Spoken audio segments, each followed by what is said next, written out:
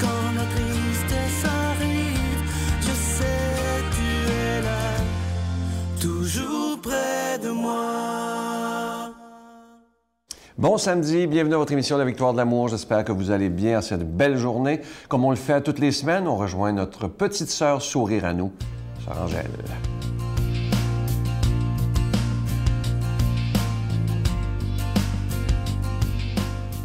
Oui, bonjour. Alors, nous avons une autre grande dame que j'ai l'honneur de vous parler, une grande fondatrice, Marguerite Bourgeois. Marguerite Bourgeois, c'était une fille qui venait évidemment de l'Europe et qui est arrivée au Québec. Et c'était les premières fondatrices de Montréal. C'est pas n'importe qui. Elle est arrivée, elle est née, disons, 1620 à 1700. C'était une femme audacieuse, une femme qui avait du caractère et qui avait une formation aussi. On ne peut pas aller dans le monde sans aucune formation, mais elle était jeune, mais elle était formée. Avec M. de Maisonneuve, ce n'est pas n'importe qui, elle vient à la ville Marie. Avec lui et Jean de Mance, les deux. Elle devient partenaire dans l'administration de la colonie. Elle met sur pied des ateliers, des travaux pratiques où les femmes peuvent acquérir des connaissances et le savoir-faire pour affronter leur nouveau mode de vie. Elle a construit des maisons, elle a établi des fermes, elle a fondé des écoles et aussi elle a donné des écoles pour nos Amérindiennes comme pour les enfants de la colonie. Et c'était qui? Elle a fondé aussi la fondatrice de la congrégation Notre-Dame. C'était une femme qui avait de l'audace. Moi, je me rappelle, quand j'avais 62 ans, quand je suis arrivée au Québec, je suis allée à l'île Notre-Dame où tout a commencé. Elle avait une ferme magnifique. Il y avait des chevaux, il y avait tout ce qu'il faut, des jardins, il y avait tout ce qu'il faut pour nourrir ses sœurs parce que le marché était très limité. Et elle arrivait d'Europe, elle avait beaucoup d'idées, elle essayait de tout faire pousser, même où rien ne poussait, mais elle voulait que les sœurs soient bien nourries pour qu'ils puissent quand même rendre bien des services. Et elle nous a laissé ceci: on ne porte pas assez d'attention à la prière. Car si elle ne part pas du cœur, qui doit être son centre, elle n'est qu'un songe qui ne produit rien. Car la prière doit être dans la pensée, la parole et l'exécution. Elle concentrait tout ça dans la prière. Elle disait ça à ses sœurs, à ses compagnes. Et c'était que, justement, Marie-Jeanne-Lajoie a failli faire une Notre-Dame de la congrégation. Mais elle a fondé les Sœurs Notre-Dame du Bon Conseil. Notre Père qui es aux cieux, que ton nom soit sanctifié, que ton règne vienne, que ta volonté soit faite sur la terre comme au ciel. Donne-nous aujourd'hui notre pain de ce jour. Pardonne-nous nos offenses, comme nous pardonnons à ceux qui nous ont offensés. Ne nous laisse pas entrer en tentation, mais délivre-nous du mal, car c'est à toi qu'appartient le règne, la puissance et la gloire, pour les siècles des siècles. Amen. La Victoire de l'amour présente Approfondir sa foi, découvrir Jésus, vrai homme, vrai Dieu. Un parcours biblique d'une durée de plus de 6 heures sur l'homme de Nazareth qui a transformé le monde à tout jamais. Avec l'abbé Donald Thompson et Pierre-Luc Bordelot, partez à la découverte de Jésus le Christ. À partir de 49,99 $, obtenez-le en ligne sur notre site internet à lavictoiredelamour.org ou en format DVD. Composez le 514-523-4433 ou 1-888-811-92-91.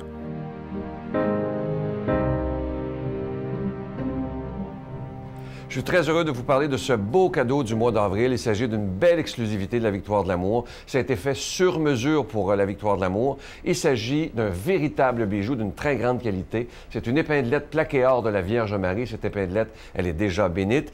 Et vous la recevrez avec un don de 25 $. Et si vous en voulez deux, parce que ça se donne très, très bien en cadeau, ça sera avec un don de 40 $. Je vous rappelle, pour ceux qui se demandent comment ça se fait qu'on parle d'argent dans une émission religieuse, c'est tout simple, c'est qu'on doit payer pour être à la télévision, que ce soit pour la production, la diffusion. On n'a aucune subvention. C'est vraiment chaque personne qui décide, oui, moi, je veux faire un geste pour que la parole de Dieu soit annoncée comme Jésus nous le demande. Je vous donne l'adresse pour ceux qui voudraient faire leur don par chèque. Alors, c'est la Victoire de l'Amour, casier postal 120, succursale Boucherville à Boucherville, le J4B 5E6. Je vous la redonne. La Victoire de l'Amour, casier postal 120, succursale Boucherville à Boucherville, le J4B 5E6. Également par téléphone, par carte de crédit, du lundi au vendredi de 8h30 à 16h30 dans le 514-523-4433, 523-4433 ou sans frais le 1-888-811-9291, 1-888-811-9291 et aussi sur notre site Internet. Vous savez que c'est une façon très rapide et très sécuritaire pour faire votre don. C'est le www.lavictoiredelamour.org. Et je vous rappelle aussi que vous pouvez revoir toutes les émissions de télévision sur notre site Internet et c'est tout à fait gratuit. Alors, merci de tout cœur de votre grande générosité. Merci de votre prière soutenue pour la Victoire de l'Amour parce que sans vous, tout ce ministère ne pourrait pas exister depuis plus de 23 ans déjà.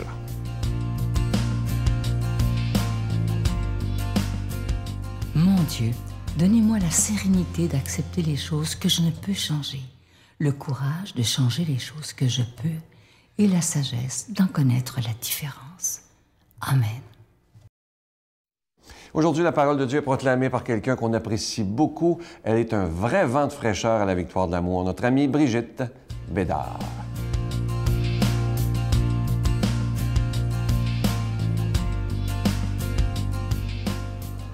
Bon matin tout le monde. Aujourd'hui, un bel évangile qui nous parle du lâcher-prise. Hein? On entend souvent ça, lâche pas, mais lâche prise. Mais Jésus, il nous montre qu'est-ce que ça donne quand on lâche prise puis qu'on le laisse nous mener. Le soir venu, ses disciples descendirent jusqu'à la mer. Ils s'embarquèrent pour gagner Capharnaüm sur l'autre rive. C'était déjà les ténèbres et Jésus n'avait pas encore rejoint les disciples. Un grand vent soufflait et la mer était agitée. Les disciples avaient ramé sur une distance de 25 ou 30 stades, c'est-à-dire environ 5000 mètres, lorsqu'ils virent Jésus qui marchait sur la mer et se rapprochait de la barque. Alors, ils furent saisis de peur, mais il leur dit, « C'est moi, n'ayez plus peur. » Les disciples voulaient le prendre dans la barque. Aussitôt, la barque touche à terre là où il se rendait. Acclamons la parole de Dieu. Louange à toi, Seigneur Jésus.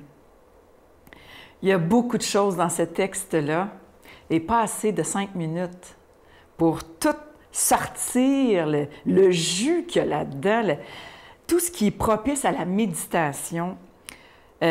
Cet extrait-là, bien qu'on est dans le temps de Pâques maintenant, Jésus est ressuscité, c'est merveilleux, bien, ça nous montre Jésus qui est comme juste avant la multiplication des pains, puis juste après, quand Jésus parle « Je suis le pain de vie ».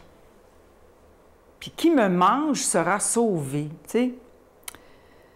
Puis là, il vient nous montrer, premièrement, il marche sur les eaux.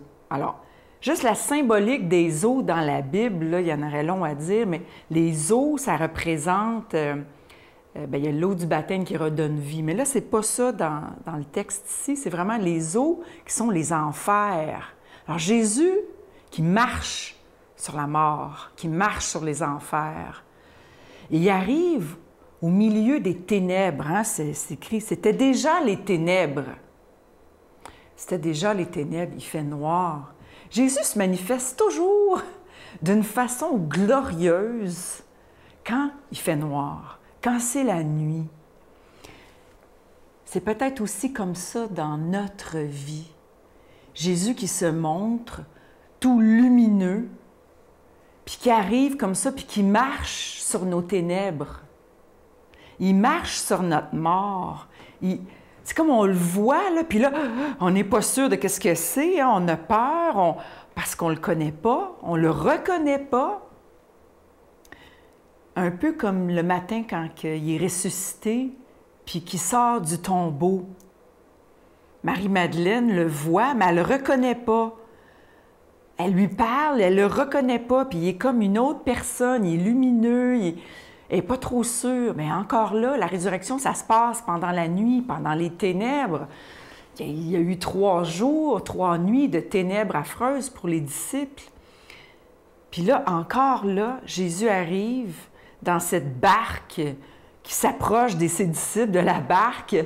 Puis là, la barque, tu sais, il se lève un vent de tempête. On s'imagine que la barque est comme ça, puis qu'on a mal au cœur, puis qu'on est tout à l'envers, puis que... Puis là, on voit Jésus qui arrive. Puis là, ils disent, ils voulaient le prendre dans la barque. Puis aussitôt, la barque touche terre, parce qu'eux autres, ils étaient sûrs qu'ils n'étaient même pas rendus à moitié du lac, là. Ils ont 5000 mètres de fait. Pour eux autres, là, ils sont loin d'arriver à destination. Mais dès qu'ils veulent prendre Jésus dans la barque, pop, ils arrivent de l'autre côté, sur la terre ferme. Ils arrivent à destination. Ça me parle beaucoup, ça. Je ne sais pas si ça vous parle, vous autres, que dès qu'on dit oui, dès qu'on écoute Jésus qui dit « Je suis, c'est moi, je suis », comme il a dit à Moïse, « Je suis, n'ayez plus peur ». Dès qu'on lâche la peur, qu'on pogne les grippes comme ça, puis qu'on s'agrippe, ça barque, puis qu'on lâche prise, puis on dit « Ah oui, Seigneur, c'est toi qui mènes. Ah oui, là, je te reconnais. Ah oui, là, laisse-moi t'écouter. » Puis là, tout d'un coup, on veut le prendre avec nous dans notre barque, on veut le prendre avec nous dans notre vie, on veut le prendre avec nous dans tous les domaines de notre vie, tous les domaines de notre vie. Tout d'un coup, on dit « Ah oui, je vais dire oui. » Bien, qu'est-ce qui arrive? Ah, on est en business. On arrive à ce qu'on pense être notre destination. On arrive, on est là, on est sur la terre ferme, on est solide. C'est ça qui arrive quand on veut prendre Jésus dans notre barque. Est-ce que vous voulez prendre Jésus dans votre barque? Je demande au Seigneur de nous bénir, de nous donner cette grâce au nom du Père, du Fils et du Saint-Esprit. Amen. Je vous salue Marie, pleine de grâce. Le Seigneur est avec vous. Vous êtes bénie entre toutes les femmes, et Jésus, le fruit de vos entrailles, est béni. Sainte Marie, Mère de Dieu, priez pour nous pauvres pécheurs, maintenant et à l'heure de notre mort. Amen. Je vous invite vraiment à ne pas manquer l'émission de demain, dimanche. Une invitée absolument extraordinaire. Je reçois avec beaucoup de joie Janie Barré. Imaginez, cette jeune femme, elle a subi 157 fractures dans sa vie. Pour vous imaginer, c'est une maladie très, très rare. Et Janie, elle pourrait choisir de se plaindre, de dire que Dieu n'a pas été correct avec elle, blablabla. Bla, bla, bla. Mais non, elle est d'un optimisme extraordinaire. Lorsqu'elle est arrivée ici, même toute l'équipe, on était très surpris de voir son sourire. Elle est heureuse de vivre alors qu'elle pourrait vraiment se plaindre à journée longue de ses douleurs. Mais non, elle choisit d'être heureuse et elle n'en veut pas à Dieu du tout. Comme elle dit, c'est la vie qui est comme ça, c'est tout. J'ai cette maladie-là, je l'ai. Et elle dit à un moment donné dans l'émission, j'ai le choix, chialer ou l'accepter. Et elle a décidé de l'accepter et d'être heureuse. À demain. C'est ça, ils m'ont envoyé à Sainte-Justine à Montréal, puis ils ont annoncé la mauvaise nouvelle à ma famille. On était quand même contents de savoir qu'est-ce que j'avais. On l'a su tout de suite avec les radios, mais j'étais déjà fracturée. Ah oui? Oui. C'est une maladie très grave. J'ai subi 157 fractures depuis ma naissance. 157? Oui. C'était une vie très difficile que j'ai vécue.